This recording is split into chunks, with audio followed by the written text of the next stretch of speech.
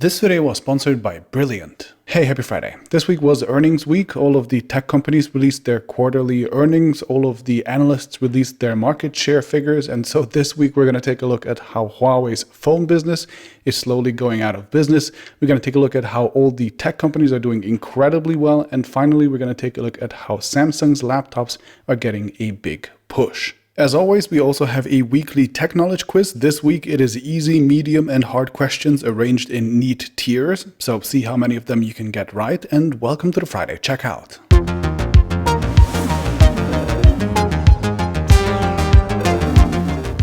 Alright, 3 new releases really caught my attention this week. First, the Redmi K40, that despite looking like a really capable device, just perfectly encapsulates Xiaomi's insane naming strategy. There are ridiculous special editions like the Game Enhanced Edition and the Bruce Lee King of Kung Fu Special Edition, which is the actual full official product name. And of course, it's expected to come to other markets under completely different names as well, such as the Poco F3 GT, for example. Why not?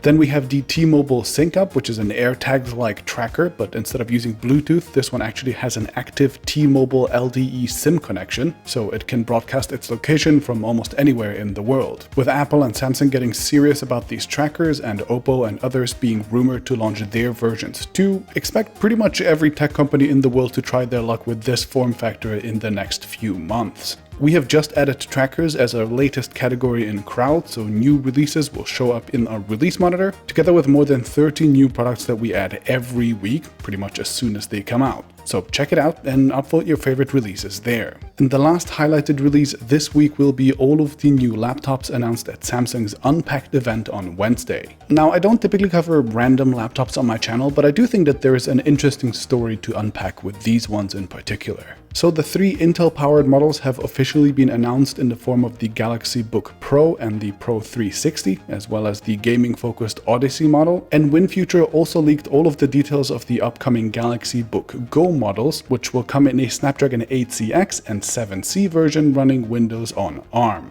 And Samsung has been making PCs for a while now, that's nothing new, but they've always kind of treated them like a side project, like, by the way, we make PCs as well. However, it looks like with these computers, the company is about to take them much more seriously. First, just the messaging around the laptops this year was on a whole new scale. It's the first time Samsung gave laptops their own dedicated Unpacked event on the same level as their phones usually get, even with appearances from Panos Panay, the head of Windows Consumer, as well as a bunch of people from Intel, etc. And second, Samsung has started to position these laptops as not just yet another group of Windows laptops, but as a part of the greater Samsung ecosystem. The new laptops come with QuickShare, which is basically Samsung's version of AirDrop that works between the computer and phones. A second screen should allow laptop owners to use their Samsung tablets as a sort of second monitor, much like Apple users can use their iPads via Sidecar. There is a built-in SmartThings app on the PCs to control Internet of Things devices. There is quick pairing for Samsung accessories like earbuds, for example, and the computers come pre-installed with apps like Samsung Gallery and Notes, which, as you would expect, will sync relevant apps between your phone and your PC. Now, most of these ecosystem things, they're basically just apps that could theoretically run on any Windows PC, and it is unclear whether Samsung will keep them as exclusives to their PCs or not, but I think the direction that they're taking is pretty clear. Samsung is trying to make it so that their laptops are deeply integrated with the rest of their ecosystem. I think Huawei was the only company that maybe pulled this off even remotely successfully so far, so we'll have to see if Samsung's implementation ends up being anything more than just annoying bloatware, but it makes sense for the company to at least try to stand out from the incredibly competitive Android and Windows markets. Okay, and while we are at Huawei, my second story of the week will be the company's phone business having a particularly challenging quarter. Revenue growth for the company as a whole has basically come to a halt, and their profits were slightly down, so overall Huawei was basically flat, but their phone business in particular has basically collapsed. Remember how just a year and a half ago Huawei hit the #1 spot for a brief moment in the world? Well, last quarter they didn't even make it to the top 5 at all, falling behind even Xiaomi, Oppo and Vivo for the first time. In Europe, their market share shrank to just 2% when not long ago they were on track to become market leaders, and even in its home market of China, the company's share collapsed from almost 40% to just under 15%, putting it into third place, now well below both Oppo and Vivo and about to be overtaken by both Xiaomi and Apple. It is quite incredible just how long they were able to keep their business going, but now that the company has basically run out of high-end chips it has stockpiled before the US government ban came into effect, it seems like the good days are finally over. This collapse is particularly challenging because basically as soon as sales drop, their flywheel stops turning, and that suddenly means that app developers are not incentivized to bring their apps to the Huawei app gallery, and that creates a negative cycle that can't really be recovered from unless the bans get lifted.